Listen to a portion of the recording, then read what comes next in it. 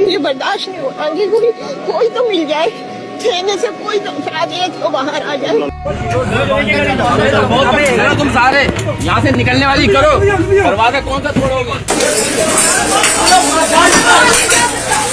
एक fire brigade वही बुझा रही थी, वही जा रही थी, फिर वो वापसी आ रही थी। कराची की आवाम नहीं अब चुप रहेगी। अब ये जितने भी लोग हैं मर रहे, बोल रहे, कौन होते, हम सियासत नहीं कर रहे। कराची के अंदर लोग मर रहे, इधर क्या मेरे कराची 500 लोग होंगे, उसमें से 200 लोग रिलीज हैं जो घर पर बैठ के तनख्वाहें ले रहे हैं। तो कंट्रोल ऑपरेटर जो बैठे हुए थे वो ऐसे नाहिल किस्म के थे कि उन्होंने गाड़ियां भेजी नहीं और आग जो है बढ़ गई। आखिरी बार सुकून से कब सोए थे? रोज सोता सुकून से सोते। अंदर बच्चों का आवाज भी आता है, एक बोल बच्चा था उसका आवाज बहुत दुख दे रहा है अभी भी। हमने कल नींद भी नहीं किया, वो बोला मैं बचाओ, बोला मैं बचाओ।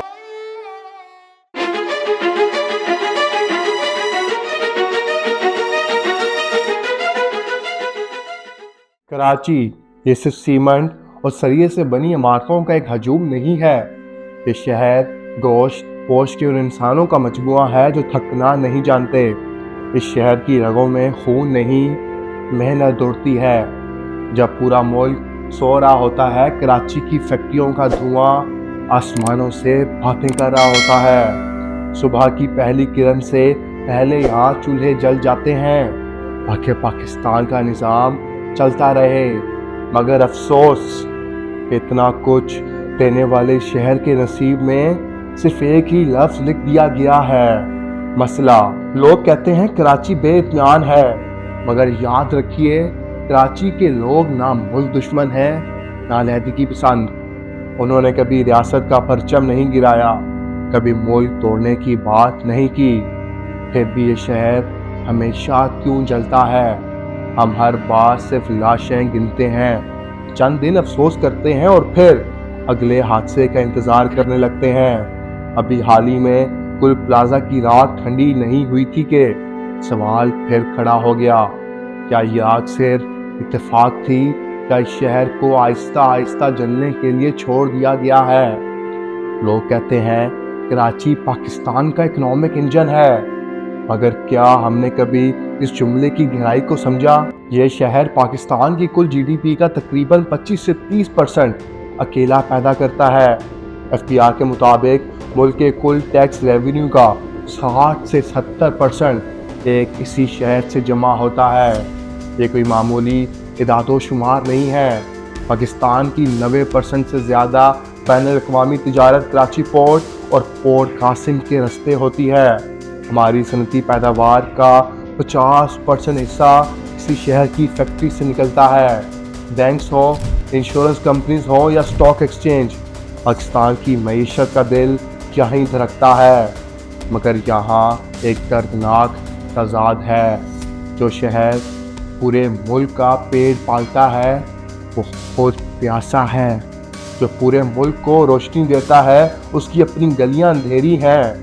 सवाल ये है कि अगर कराची इतना देता है तो बदले में इससे क्या मिलता है? सिर्फ नज़रअंदाजी।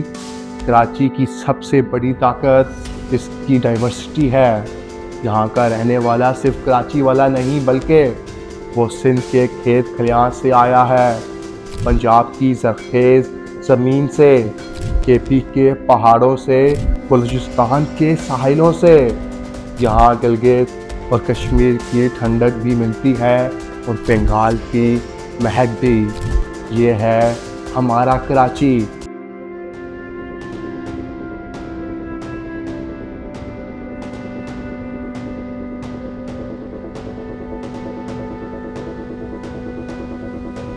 लेकिन जब इस शहर पर मुश्किल आती है तो ये सब कराची वाले बन जाते हैं। इन लोगों ने कभी रियासत के ख़िलाफ़ बंदूक नहीं उठाई। इन्होंने हमेशा जमहूरियत और मईशत को मजबूत किया, मगर बदकिस्मती देखिए, इन्हीं पुरअमन लोगों पर शक किया गया, इन पर लेबल्स लगाए गए। इनकी वफादारी पर सवाल उठाना आसान है, मगर इनकी महरूमियों का मदावा करना किसी की प्रायोरिटी नहीं रहा। कराची का बिजनेसमैन टैक्स देता है ताकि मुल्क चले, मगर उसके बदले में तहफ़्फ़ुज़ नहीं मिलता, ना ही इज़्ज़त। कराची में आग लगाना या इमारतों को गिराना महज हादसा नहीं हैं, ये क्रिमिनल पैटर्न बन चुका है। चाहे वो बल्दिया फैक्ट्री का सानिया हो या कुल प्लाजा की आग, हकीकत ये है कि कराची की 80% से ज़्यादा कमर्शियल बिल्डिंग्स कराची कोर्ट्स की खिलाफवर्जी कर रही हैं। हज़ारों शॉपिंग प्लाजाज में फायर एग्जिट्स का वजूद ही नहीं। इमरजेंसी सर्विसेज का हाल ये है कि 3 करोड़ की आबादी के लिए सिर्फ फायर टेंडर्स की तादाद इतनी कम है कि सुनकर दुख होता है। एक अंदाजे के मुताबिक कराची को कम से कम 200 फायर टेंडर्स की ज़रूरत है, मगर मुश्किल से 40 से 50 ऑपरेशनली मौजूद हैं। यहाँ निज़ाम की नाकामी इस हद तक है कि लीगल फ्लोर्स बनाना एक रवाज बन चुका है। अथॉरिटीज़ की खामोशी रिश्वत की बुनियाद पर खरीदी जाती है और कीमत कराची के आम शहरी अपनी जान देकर चुकाता है। यहाँ मौत सस्ती है और इंसाफ नामोतबर। कराची की बर्बादी की सबसे बड़ी वजह इसकी फ्रेगमेंटेड गवर्नेंस है।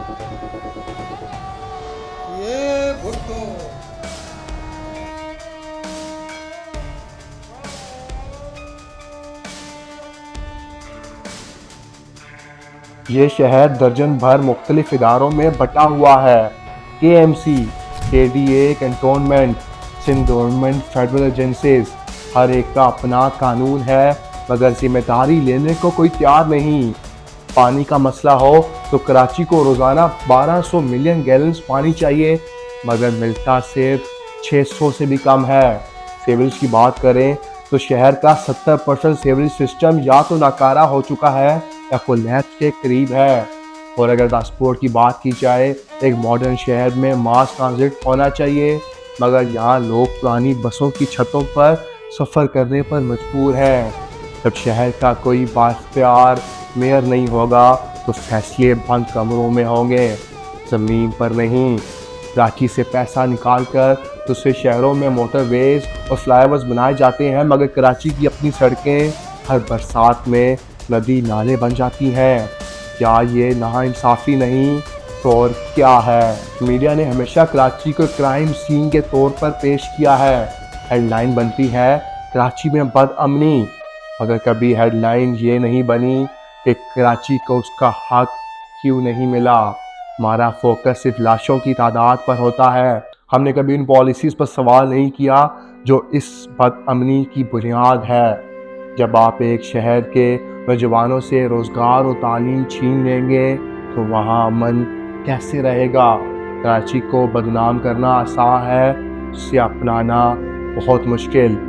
सोचिए, अगर कराची वाकई एंटी स्टेट होता तो क्या ये मुल्क एक भी दिन चल सकता था?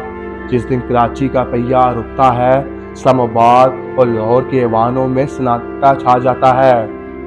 हर बहरान में, हर क्राइसिस में कराची ने काम नहीं रोका। कराची ने हमेशा बर्दाश्त किया, मगर याद रखिए, बर्दाश्त की भी एक हद होती है। ये शहर बगावत नहीं मांगता, ये शहर ऑनरशिप मांगता है। ये शहर भीख नहीं, अपना हक मांगता है।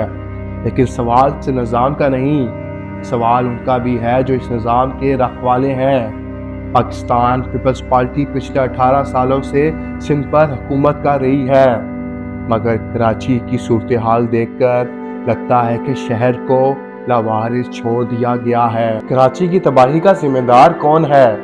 जब लोग सवाल उठाते हैं तो जवाब मिलता है इख्तियारात नहीं है, मगर हकीकत ये है कि सिंध का building control authority, water board और सॉलिड वेस्ट मैनेजमेंट, ये सब सूबाई हुकूमत के मातहत हैं। गुल प्लाजा का सानिया हो या बल्दिया फैक्ट्री का, हर बार इन्वेस्टिगेशन कमेटीज़ बनती हैं, मगर रिपोर्ट कभी सामने नहीं आती।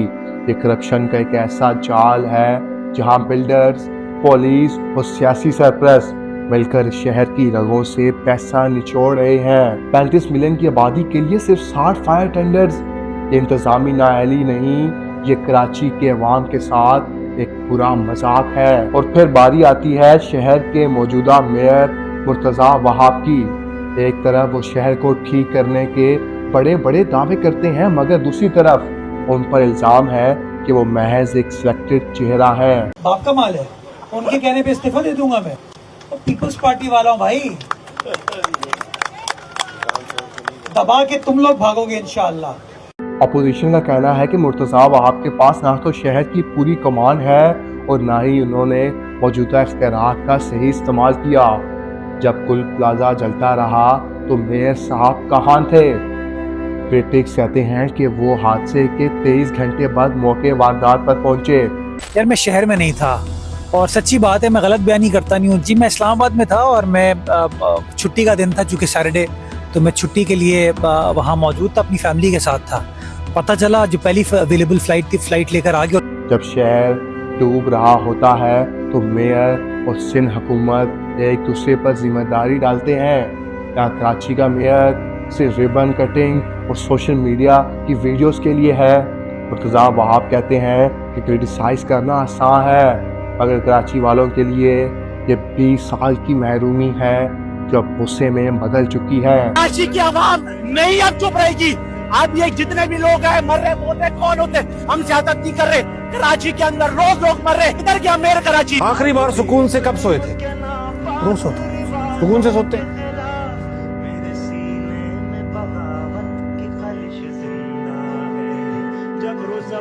ये जान के लगवाइए आप हमारे महाजिरों को।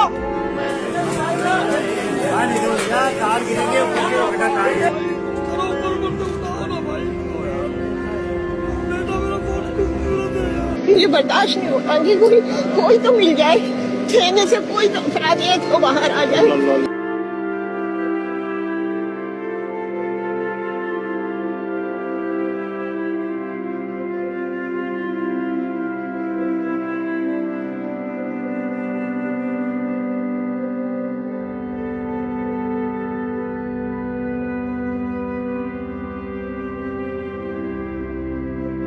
अब कराची के लिए सिर्फ कराची आवाज़ नहीं उठाता बल्कि पूरा पाकिस्तान बोलता है। वे कराची की इस हालत का जिम्मेदार सिर्फ एक फ्रीक नहीं, हम मुत्तहिदा कौमी मूवमेंट को कैसे भूल सकते हैं। कई दिहाइयों तक MQM शहर की वाहिद ताकतवर आवाज़ थी। उन्होंने मुहाजिर शनाख्त का नारा लगाकर शहर का मैंडेट लिया, मगर क्या MQM ने कराची को वो दिया जिसका उसने वादा किया था? MQM पर इल्ज़ाम है कि उन्होंने शहर में मिलिटेंट पॉलिटिक्स और भत्ता कल्चर को जन्म दिया। आज वही MQM टुकड़ों में बटी हुई है, कभी वो हुकूमत के साथ होते हैं, कभी अपोजिशन में, और कराची की किस्मत वही पुरानी है। क्रिटिक्स कहते हैं कि MQM ने हमेशा कराची के मैंडेट को अपनी सियासी बका के लिए इस्तेमाल किया। आज वही पार्टी जो कराची की मालिक होने का दावा करती थी बेबस नज़र आती है। उनकी फ्रेगमेंटेशन ने कराची के मैंडेट को कमज़ोर कर दिया, इसका फ़ायदा दूसरी कुव्वतों ने उठाया। मगर इस बात का हम सबको इल्म है कि MQM की दौर किसके हाथों में है, MQM किसके इशारों पर चलती है और हमेशा कैसे हुकूमत में आ जाती है। कराची की ये आग कभी पीपल्स पार्टी की नहली से लगती है तो कभी MQM की पुरतशद्दुद तारीख के साए में धुआं बनकर उठती है, और इन सब के दरमियान कराची का आम आदमी पिस रहा है। अगर आज भी हुकूमत सिंध, मेयर मुर्तज़ा वहाब और कराची की सियासी जमातों ने अपनी अना को साइड पर रख कर शहर के लिए काम ना किया तो याद रखिए ये इंजन जब रुकेगा तो पूरा मुल्क थम जाएगा। कराची को पैसा बनाने वाली गाय समझना बंद कीजिए, शहर को वो इज्जत वो इख्तियार दीजिए जिसका ये हकदार है। कराची कोई बोझ नहीं, ये पाकिस्तान का सहारा है, मगर सहारा तब तक रहता है जब तक उसे तोड़ ना दिया जाए। अगर हमने कराची को सिर्फ पैसा कमाने की मशीन समझा और इससे एक जीता जागता शहर तस्लीम ना किया तो नुकसान सिर्फ इसके रहने वालों का नहीं बल्कि नुकसान पूरे पाकिस्तान का होगा। कराची जलता है तो पाकिस्तान की मईशत जलती है, कराची रोता है तो पाकिस्तान का मुस्तकबिल रोता है। सवाल आज भी वही है, क्या हम वाकई किसी बड़े सानिया का इंतज़ार कर रहे हैं या वक्त आ गया है कि शहर को उसका वक़ार वापस दिया जाए। कराची मांगता है इंसाफ, कराची मांगता है अपना हक, मगर हमारी सियासी जमातें और हमारी अथॉरिटीज़ दोनों कराची को सिर्फ अपनी सियासत चमकाने के लिए इस्तेमाल करती है और असल मसाइल पर कोई बात नहीं करता। मसले सबको पता है कराची को ठीक कैसे करना है, मगर कराची की ऑनरशिप लेने को कोई तैयार नहीं। क्या ये सब कुछ कराची के साथ जानबूझकर किया जा रहा है? ये हमें कमेंट सेक्शन में अपनी राय देकर बताइए। और अगर आज की वीडियो आपको पसंद आई है और मज़ीद इस चैनल पर इस तरह की वीडियोस देखना चाहते हैं तो हमारे चैनल को सब्सक्राइब करें, वीडियो को लाइक करें, आगे दोस्तों में शेयर करें और बेल आइकन को दबाना ना भूलिएगा। खुदा हाफिज़।